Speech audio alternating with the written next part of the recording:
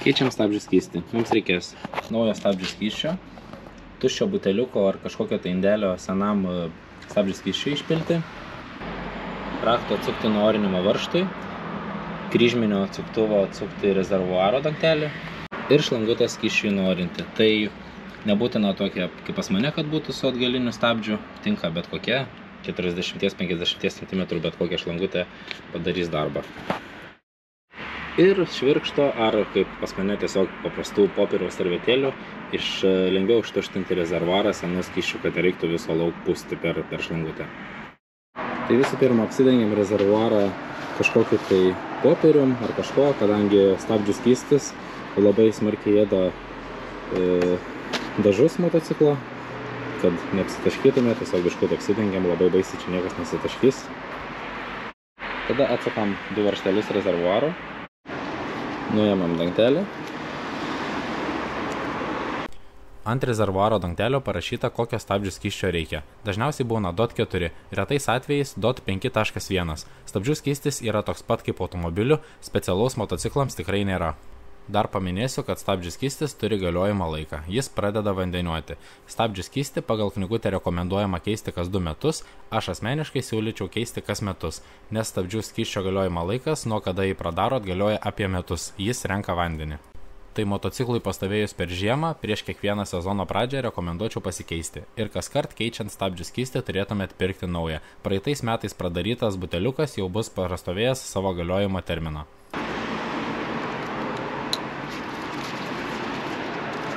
Turėtų būti pora tarpinėlių čia ir gumutė papačia. Kiek išeina rezervuarą išsausinam su švirkštu ar tiesiog su servetėlė, kaip aš darau.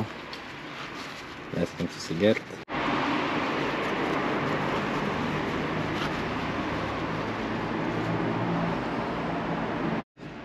Įpilame rezervuarą naujo skysčio.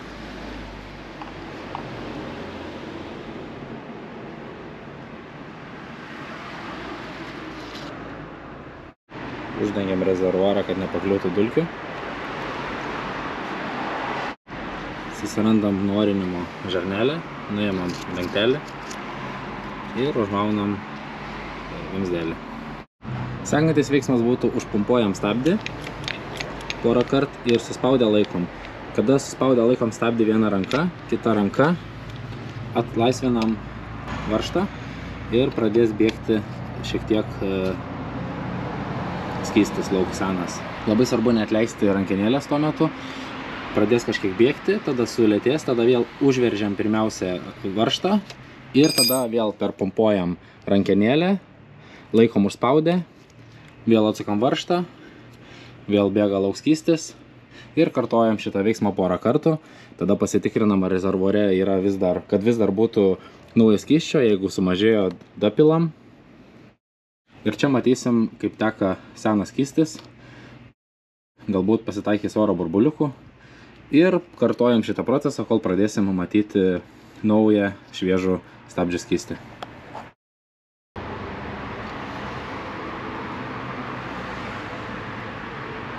Sustoju, užspaudžiu, vėl perpumpuoju stabdį, vėl atleidžiu, bėga. Vėl užspaudžiu, pumpuoju stabdį, užspaudę stabdį laikau, atleidžiu. Svarbiausia, kai šiek tiek išbėga skysčio, pirmiausia užveržiam vėl varžtą ir tik tada atleidžiam stabdžio rankenėlę. Tas svarbu, kadangi jei pirmą atleisite stabdį, per nuorinimo žarnelę gali patraukti atgal seno skysčio, o kartu su jo ir oro. Dar svarbu vis patikrinti, kad rezervuare būtų skysčio, kad taipogi neįtrauktų oro į sistemą. Nieko tokio, jei netyčia šiek tiek įleidot oro, nenutiks, tačiau reikės visą procesą daryti ilgiau, kad vėl visą sistemą pripildyti skysčių ir orą išstumti per nuorinimo žarnelę. Visas procesas trunka tikrai neilgai. Visam skysčiui pakeisti priekiui užtenka apie 30 ml skysčio. Tai sakykime, 2 kartus pripildot rezervuarą ir trečias jau bus tiesiog dapildymas prieš uždarant. Tiksliau atsuku varžtą. Laikau stabdį, užspaudžiu vėl, leidžiu stabdį, patikrinu, kiek rezervuare yra stabdžių skysčio, šiek tiek dapilu skysčio, tada vėl užpumpuoju stabdį,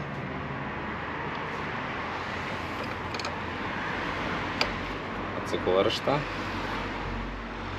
Bėga skystis. Užsuku. Pumpuoju stabdį. Atsuku. Bėga. Užsuku stabdį. Pumpuoju.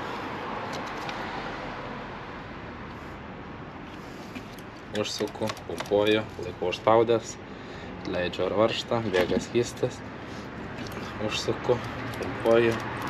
Užspaudęs laikau. Leidžiu varžtą. Nu va, galima matyti, kad jau vientisas naujas skystis, jokių burbuliukų nieko nėra. Tai šita pusė taip ir padaryta. Dabar viskas tas pats su kita pusė.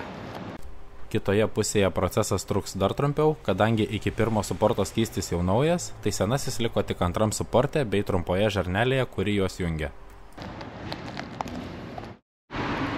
Baigę darbą, nepamirštam užmauti atgal kamštelių. Dapildom rezervuarą iki beveik pilno, užsukam šitą ir apsivalom ir išterlinam. Aš pats valau su brake cleaneriu viską maždaug, su kažkokia tai šluostelė. Tai vat. Galinės stabdžio procesas lygiai toks pat. Pas mane reikia šitą varžtą tik atsukti, kad atsilaisvintų, būtų patogesnis priėjimas prie rezervuaro stabdžio skysčių. Ir galinio stabdžio nuorinimo. Toks pat principas. Maunam šlangutę, sukam, spaudžiam šį kartą. Galinį stabdį pumpuojam vietoj priekinio, daugiau visas principas tas pats. Tai šiam video tiek. Tikrai nesunkus visas šitas procesas, trunka 10, daugiausiai 15 minučių. Tikrai galite pasidaryti patys, nereikia važiuoti pas jokius mechanikus, meistrus. Viskas labai paprasta, labai lengva. Tikiuosi, pavyko suprasti, ką aš čia iš vis kalbėjau. Na ir sėkmės patiem bandant keistis tą stabdžių skystį.